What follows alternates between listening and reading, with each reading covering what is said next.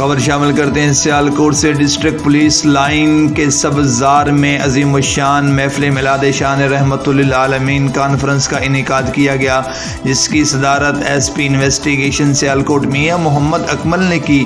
مزید اس پر رپورٹ کریں گے ہمارے نمائندہ ڈاکٹر علی عمران۔